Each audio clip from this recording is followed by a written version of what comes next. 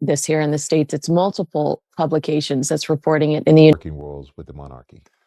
The night hung heavy with tension, the kind that presses down on the chest and refuses to loosen its grip. Prince Harry paced the length of his California estate again and again, restless, trapped, like a man locked inside a room with no doors and no windows, only silence closing in. This wasn't about paparazzi. It wasn't tabloids. It wasn't even the endless social media noise, tracking his every move under a digital microscope. No, this felt different. This was personal, intimate, quietly terrifying in a way no headline could match. Is complete, and bar a complete about-face by the Sussexes, it is final. Sources close to Harry said he hadn't slept in days. His body was sharp with frustration, nerves stretched thin. He whispered to himself in broken phrases, then froze, staring at glowing screens as if they held either answers or detonations he already sensed were coming. And then there was DL, the woman whose name had been erased, buried beneath NDAS legal language and carefully enforced silence. She wasn't a footnote, she wasn't a rumour whispered online, she was real, and she was preparing to rewrite a story the public had accepted for years. Everyone thought they knew the truth. Meghan's radiant announcements, the carefully staged photo opportunities, the glowing maternity looks, the perfectly timed appearances presented as effortless moments of joy. To the world, it looked like a fairy tale. But DL's account cut through those images with surgical precision, quiet, firm, methodical. She claimed that she was the biological mother connected to Archie and Lilibet, stating her case calmly with documentation she said had been preserved step by step. His responses in a recent interview stunned fans. What did he say? Not Meghan, not a faceless surrogate selected from paperwork. DL, and according to her, she had evidence, clinic records, DNA-related documentation, transport logs, appointment confirmations. Every document she claimed had been stripped from the public narrative, every timestamp saved, every signature tracked and accounted for. It was the kind of revelation that made lawyers uneasy and institutions stiffen, because if even part of her account proved accurate, the narrative surrounding the Duchess of Sussex would face serious scrutiny, and more importantly, it would drag Harry into truths he had tried desperately to keep buried. His recent interview responses suddenly stunned fans watching closely. What did he say? According to insiders, the moment DL laid out her account, her words calm, rehearsed and precise, Harry's world cracked wide open. The illusions, the choreography, the polished public image shattered like glass under a hammer. She wasn't raging. Not in the loud, emotional way tabloids crave. Her anger was quiet, deliberate, surgical. She wanted recognition. She wanted acknowledgement. She wanted the truth recorded, visible, undeniable. DL claimed she had been erased entirely. No public acknowledgement of her role, no follow-up care, no inclusion in the official story. According to her, the children were taken, and the narrative was rewritten to ensure she disappeared from it completely. Harry reportedly collapsed when the weight of what DL was asserting finally hit him. The truth he thought was buried now stared back at him. Every curated interview, every magazine spread, every smiling photo suddenly felt like performance, a cover shielding something far more complicated. Friends say Harry cried, not softly, but with raw, jagged grief that shook him to the core. He believed he was protecting his family. He believed shielding the public from certain realities was an act of love. Only now did he grasp the cost. And the cost wasn't gossip. It wasn't criticism. It was shame. DL also alleged that the system itself played a role.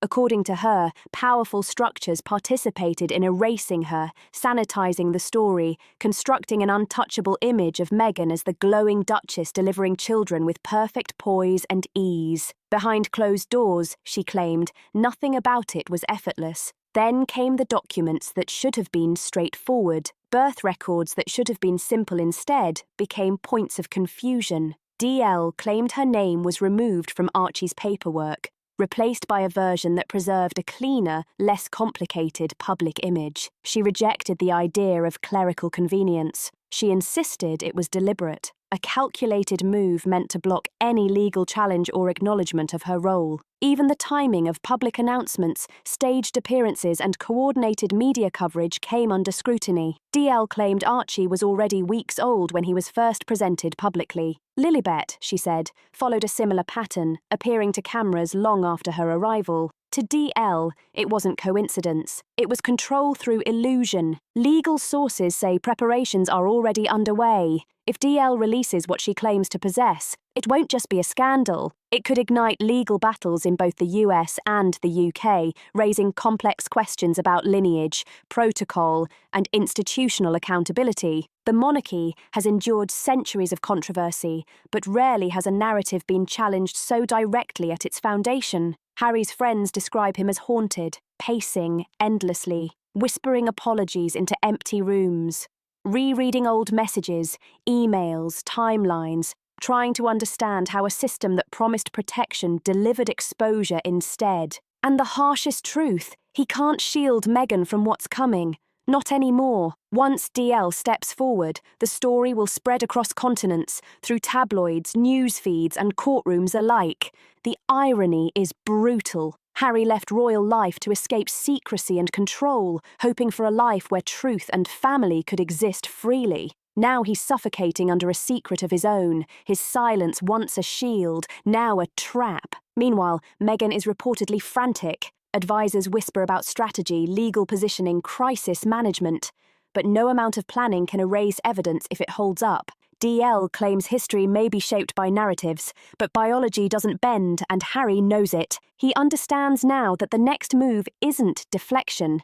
It's confrontation, owning truths hidden in shadows, facing consequences long delayed. Insiders say the reckoning is close. The world may cling to fairy tales, but reality always catches up, and when it does, it ignores optics, image, and polished personas. It only cares about the truth, and Harry now realizes that truth has teeth. By the time the sun rose over Montecito, he was already awake. Harsh morning light cut across his face.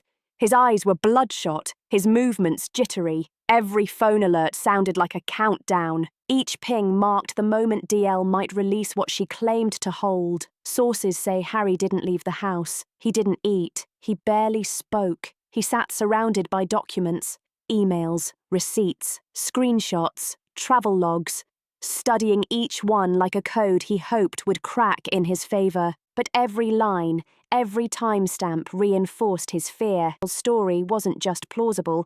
If true, it was carefully verifiable. Lawyers warned him even partial disclosure could spark international chaos. UK media would swarm.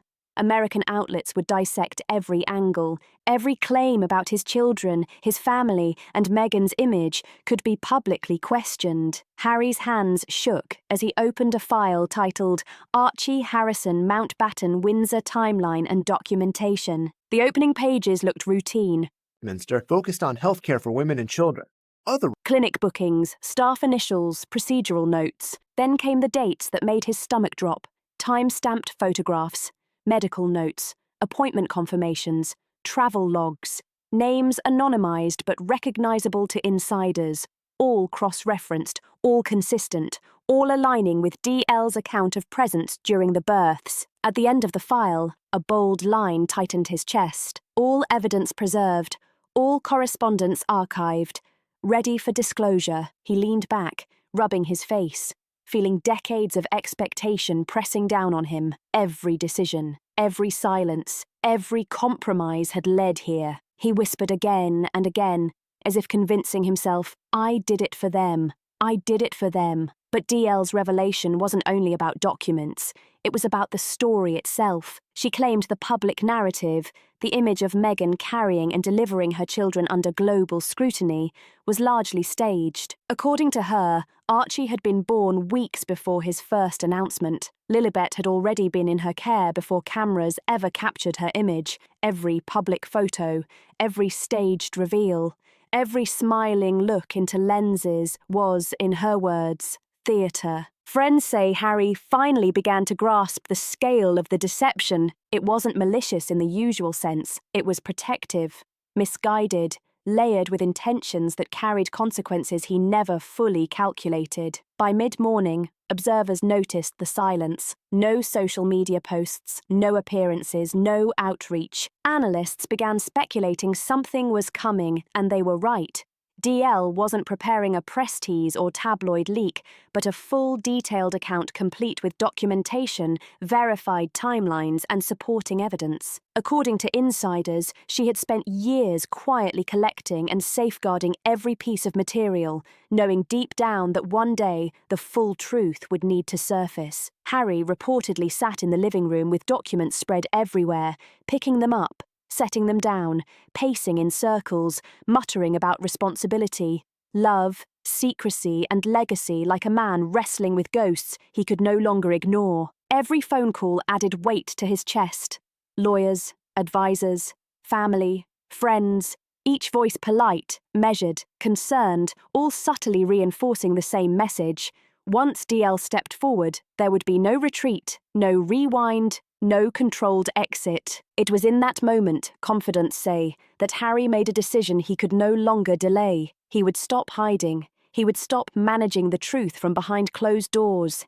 He would confront it openly, painfully, without deflection. The emotional reckoning that had been building for years was no longer optional. It was here. Sources say the first call he made was to Meghan, but it wasn't the conversation he imagined, not with the Meghan he thought he knew. The polished figure from staged appearances and glossy interviews was gone. What surfaced instead was fear, confusion, and anger. According to insiders, she yelled, argued, threatened legal action, but Harry stayed calm, firm. "I can't hide this anymore," he reportedly said. "We've done everything we could, but this is bigger than us now. Bigger than secrecy.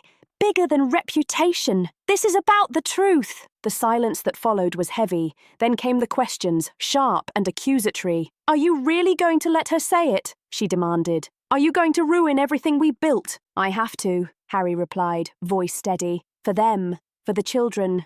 He was born at home at Frogmore Cottage in Windsor, or whether he was indeed For myself. And just like that, the shift was undeniable. For the first time in years, Harry was acting without public image managers, without advisors steering every sentence, without Meghan's insistence on total control. He had decided that the truth, whatever shape it took, had to be acknowledged on both sides of the Atlantic. Palace aides reportedly began whispering immediately. No statement had been drafted, no briefing prepared. But the knowledge that DL's materials existed alone was enough to set off alarms. Private legal consultations began quietly, back-channel calls to American attorneys, contingency plans, damage assessments, outcome scenarios, everyone bracing for impact. Meanwhile, DL did not pause. She spent the afternoon preparing her materials for public release, emails, messages, clinic records, travel logs, everything meticulously organised, every correspondence, every appointment, every timestamp aligned, cross-checked, and ready to stand on its own. Sources say Harry watched her progress with dread and relief intertwined. Relief that the truth might finally surface. Been pregnant for way too long. I tell the DJ turn it off. Your baby mama, Go ahead. she gon' do that baby mama. Work. She gon' put Dread, because once it did, nothing could be undone. Even friends say he cried openly for the first time in years. Not for cameras, not for interviews. This was raw, unfiltered grief. The kind that comes from realising the cost of years spent burying consequences created under pressure. By evening, Harry reportedly gathered his closest advisors. The discussion was blunt and devastating. How do we disclose this? How do we protect the children? How do we survive what comes after? Every question carried risk. Every delay carried danger. Every statement felt like a potential trap. And through it all, one reality refused to move. DL's story. If true, it wouldn't just reshape Harry and Meghan's narrative, it would challenge what the public believed about everything surrounding their family. That night, according to insiders, Harry made another decision. He would step forward first, on his terms. With honesty as the anchor, the acknowledgement would come from him, framed carefully, guided by concern for the children. The revelation would not be spectacle. It would be a reckoning, a confession, a painful cleansing. In those final hours before disclosure, Harry was described as quiet, almost eerily calm. The man who once hid behind titles, celebrity, and controlled messaging had chosen transparency. For the first time, he was accountable, not to the public, not to advisors, not even to Meghan, but to the truth itself. DL, meanwhile, continued preparing. Those close to her say she moved with precision, not revenge, not rage. Her actions were calm, deliberate, grounded in clarity. Every document labelled, every timeline verified, every email time-stamped. She wasn't chasing exposure. She was restoring a voice, reclaiming a history, asserting a place in a story where she claimed she had been erased. Somewhere between Montecito and London, across oceans and continents, the stage was set for what insiders describe as one of the most consequential revelations in modern royal history. Harry, sources insist, was ready. The world, however, was not. The morning air in Montecito was heavy with tension, the kind that presses against your chest and refuses to let go. Inside the mansion, Harry paced endlessly, replaying every choice, every conversation, every silence. Friends say he barely slept, fully aware DL was ready to step into the light. This wasn't about headlines anymore. It was about legacy, lineage, the children. Every step he'd taken, leaving royal duties, moving to California, trying to shield his family, had led here, and now the walls were closing in. According to sources, Harry called his legal team one last time, his tone urgent but controlled.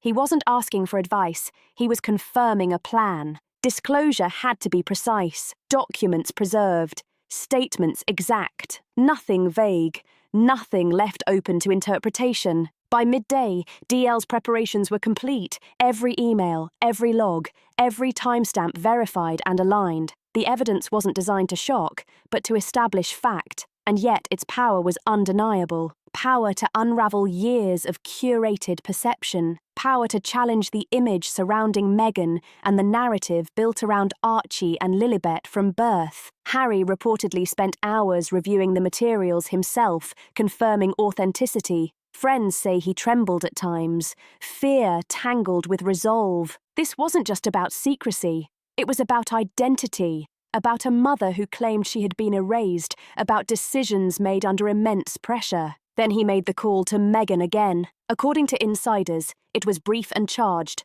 Her voice, once commanding, cracked under strain. "You can't do this. Not yet. We're not ready," she said. "The public isn't ready." "I don't care about ready," Harry replied quietly. "I care about the truth. For the kids, for everyone involved. It ends now." The silence that followed was deafening. By late afternoon, the plan was locked in. Harry would step forward first, acknowledging DL's existence and role without attacking her, while protecting the children above all else. DL, sources say, watched from a distance. She wasn't hiding. She wasn't scheming. She was prepared, organised, ready to corroborate her account if asked. Her moment wasn't about revenge, it was reclamation. Then the first ripple hit the media. An unconfirmed leak mentioned a woman named DL connected to the births of Archie and Lilibet, preparing to speak publicly. Analysts immediately recognized the implications: legal, emotional, institutional. Speculation exploded. Public attention shifted fast. Social media buzzed. Harry paced with his phone in hand, watching reactions roll in. Friends describe him as a man holding his breath, bracing for impact, determined to face it head-on. Even Meghan's circle reportedly felt pressure mounting as calls from lawyers intensified. Damage control discussions erupted, legal risks, media strategies. But once truth is in motion, stopping it is nearly impossible. That night, Harry sat alone in the living room. Documents spread before him. Clinic records, emails, travel logs, NDAS, timestamps. Each page, a reminder of complexity, secrecy, and decisions made under duress. Friends say he repeated softly, "I can't hide this anymore. I can't hide this anymore." Then, according to sources, he drafted a statement. Not dramatic, not emotional, but precise, acknowledging DL's existence and role, confirming timeline discrepancies, and emphasizing that the children's welfare came first. No blame. No theatrics, just truth. By morning, the statement was ready. Harry scheduled a virtual interview with a journalist known for restraint and fairness. Timing was deliberate, wording scrutinized line by line with legal counsel. The world, insiders say, was about to hear Harry like never before. As the interview began, sources describe him as tense but resolute. His hands trembled slightly, but his voice carried the weight of someone who had held too many secrets for too long as he spoke slowly and deliberately, confirming that DL had been a critical part of the children's births, explaining the reasons for secrecy, and emphasizing that every step had been taken to protect the children. He admitted mistakes, acknowledged the complexity of the arrangement, and expressed deep regret for any harm caused. And when he addressed Meghan, the tone shifted. Not blame, but truth. Not accusation, but clarity. "I did what I thought was best," he said, voice breaking at times. "But I can't manage reality through silence anymore." The truth deserved to be heard, he emphasized, and it did not diminish the love he had for his children, nor for her, but it had to be acknowledged. Outside, the media erupted. Analysts dissected every word, scrutinizing pauses, inflections, and phrasing. Social media exploded with speculation, commentary, and fervent debate. Supporters rallied behind him. Critics accused him of betrayal. And somewhere quietly, DL observed the storm, prepared to step forward with documentation if necessary, waiting for the moment when her carefully preserved truth would meet public scrutiny. By afternoon, Harry's acknowledgement had already shattered the carefully constructed narrative. The world had shifted. The story was no longer only about Meghan or Harry. It was about DL, about secrecy, about lineage, and about the consequences of choices made behind closed doors. Legal experts weighed in. Historians discussed potential implications for royal protocol. Psychologists analysed the impact on public perception. Inside Montecito, Harry reportedly sat quietly, exhausted, yet relieved. The disclosure, painful, unavoidable, public, had been made on his terms. He had faced the truth and acknowledged his part in the secrecy. And in giving a voice to DL without sensationalism, Meghan, sources say, remained silent. Her calculated, curated public image had been disrupted for the first time in years. She faced a narrative she could not control, a truth she could not edit, and a world waiting to see her next move. Meanwhile, DL reportedly remained ready. The documents at her fingertips preserved the truth, waiting for official verification. The narrative was no longer hers alone. It belonged to history, to law, and to the public record. The first tremors of the royal earthquake had arrived. Insiders insist there was no turning back the following morning. The world felt as though it had woken up differently. News outlets flooded the airwaves with the story. Harry had spoken. DL existed. The narrative surrounding Archie and Lilette's births was no longer controlled by curated images or carefully polished statements. Headlines screamed in unison, some sympathetic, others accusatory, but all undeniable. In Montecito, the carefully constructed fairy tale had cracked. Harry reportedly spent hours reviewing public reactions.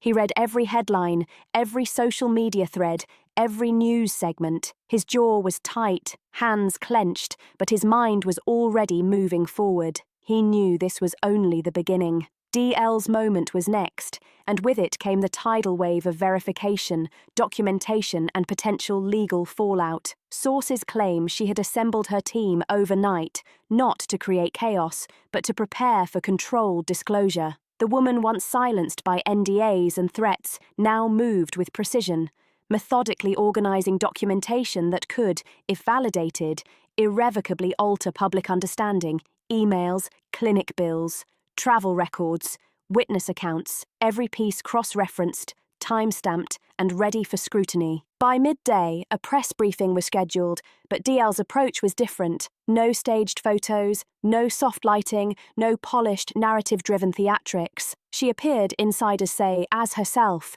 composed, firm, unapologetic. Her objective was not to attack Meghan, Harry, or the monarchy. It was to reclaim her story, her identity, and the truth behind Archie and Lilette's births. Meghan reportedly entered a state of controlled panic. Advisors suggested measured statements emphasizing privacy and respect for family. Lawyers drafted letters.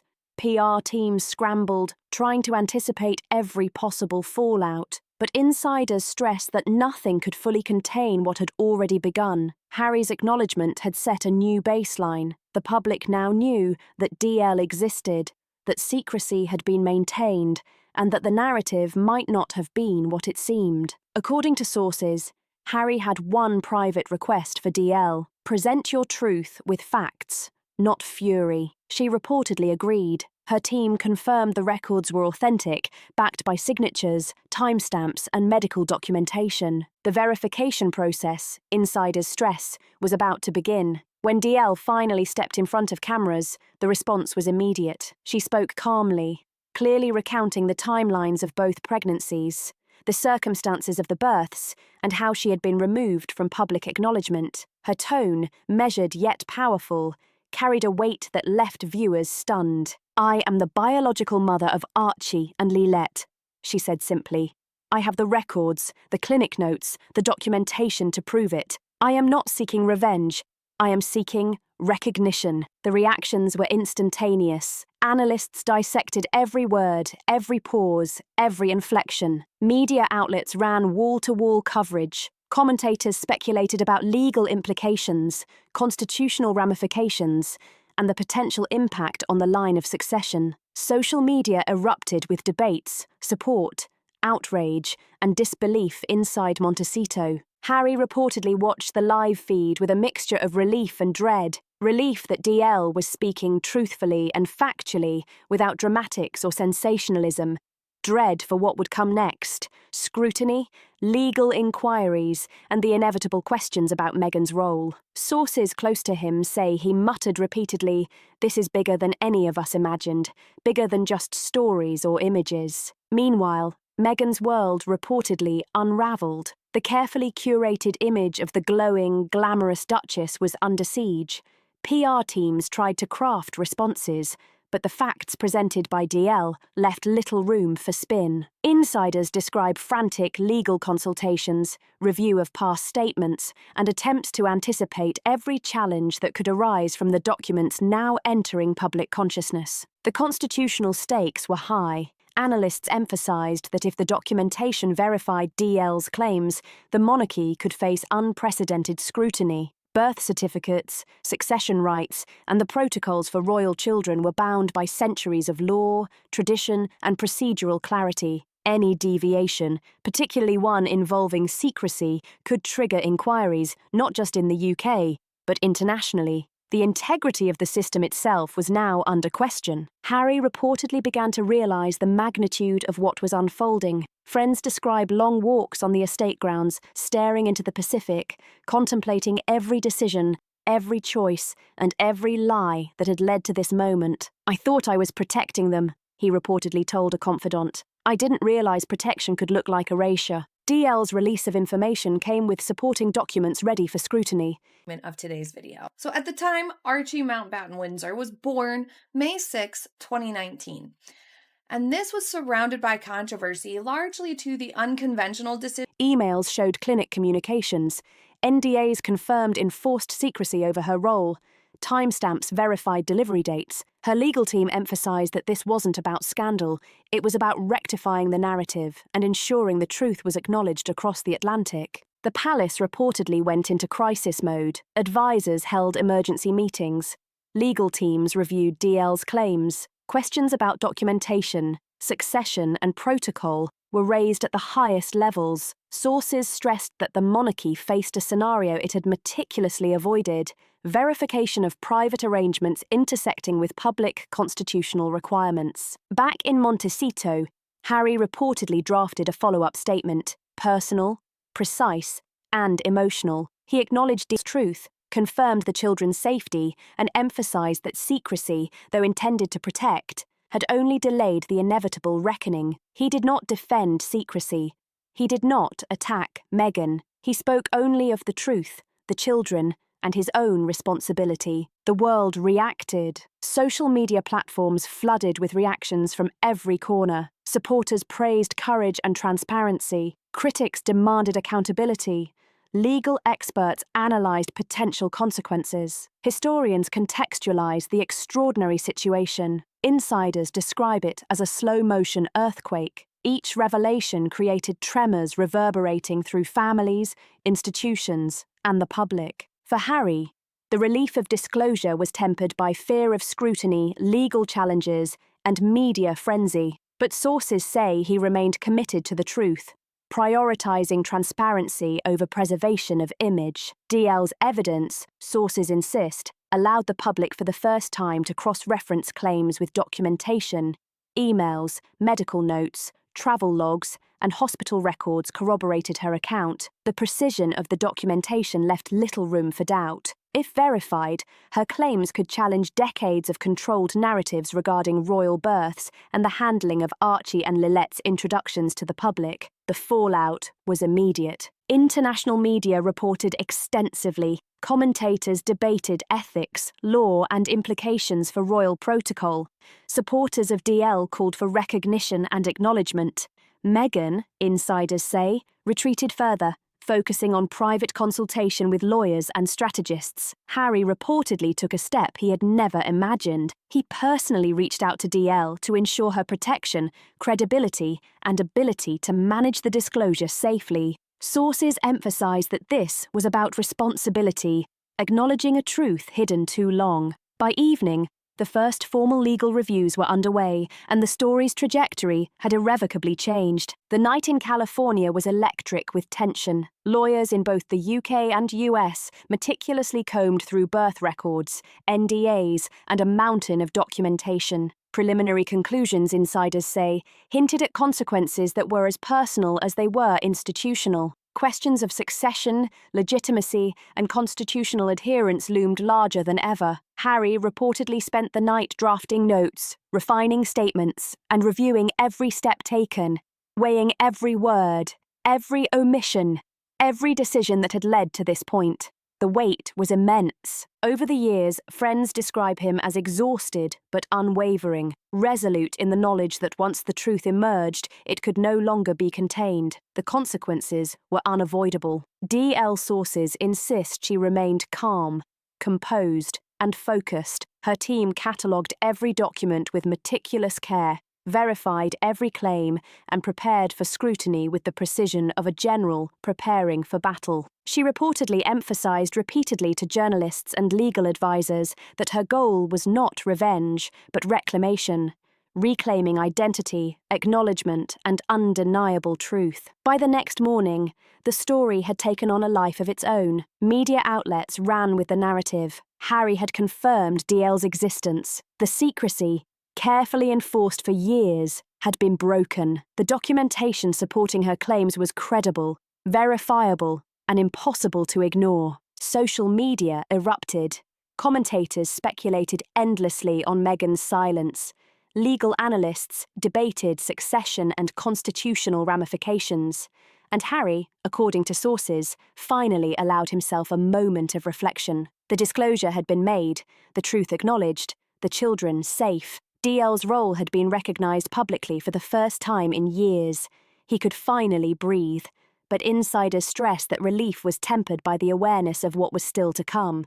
Continued scrutiny, legal review, public debate, and the looming question, how much of the story remained untold? In California, as the sun dipped behind Montecito's coastline, Harry reportedly stood by the window staring out at the Pacific. Thoughts of choices, truths, and the weight of secrets filled his mind. Behind him, the documents remained neatly organised, a testament to preparation, precision, and the power of verified facts. The world had changed, the narrative had shifted, and history was watching. And somewhere nearby, DL remained poised, calm, and unwavering. She had stepped out of the shadows, claimed her identity, and prepared for verification. The stage was set for the next act, where law, legacy, and personal accountability would collide in ways that insiders insist would leave no one untouched. The first tremors had passed, but the earthquake, they say, was far from over. By the following morning,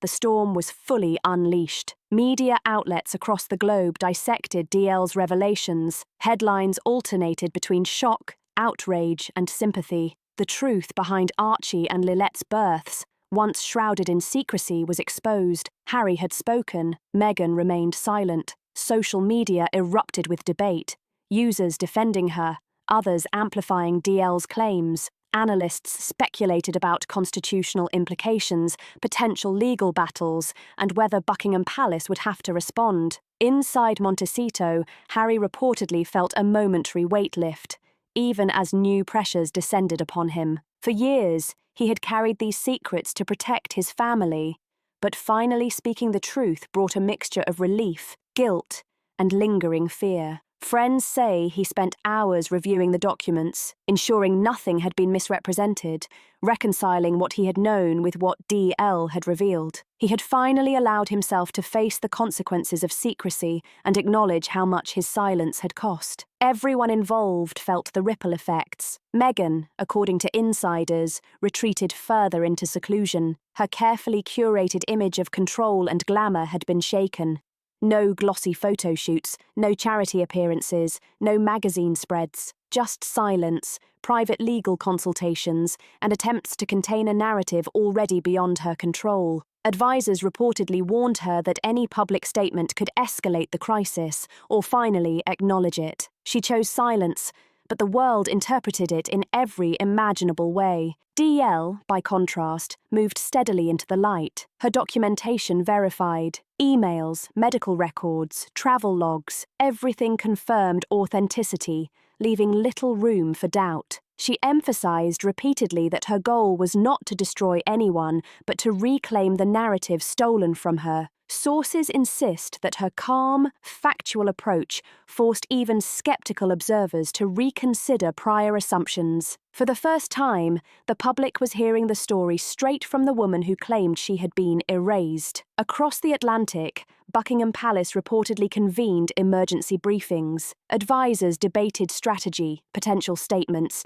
and ways to navigate legal and constitutional ramifications. Experts say the monarchy faced a rare intersection of personal secrecy and procedural protocol rarely crossed in centuries of precedent. Questions of legitimacy, succession, and oversight were unavoidable. Harry reportedly convened a private family meeting, unrecorded, in a quiet room. He told Meghan everything. He confirmed every document DL had submitted, admitted the truth he had finally acknowledged, and spoke of responsibility, accountability, and the cost of secrecy. Not for tabloids, but for their children, their legacy, and their conscience. Meghan reportedly listened, expression unreadable, voice minimal. The carefully constructed facade of authority had cracked. The public, meanwhile, continued to witness the unfolding drama. Archie and Lilette remained innocent observers in a story they had never chosen, yet now forever tied to documents, revelations, and conversations beyond their control. Harry's acknowledgement, DL's documentation, and Meghan's silence combined to create a story of truth, accountability, and the fragile intersection of personal choice and public legacy. As night fell, insiders say, Harry allowed himself the first genuine rest in weeks. The truth had been spoken. DL had been recognised. Meghan faced the consequences of secrecy. And somewhere in quiet Montecito, Harry reportedly whispered to himself, "The truth hurts, but it's the only way forward." The world had watched, gasped, and reacted.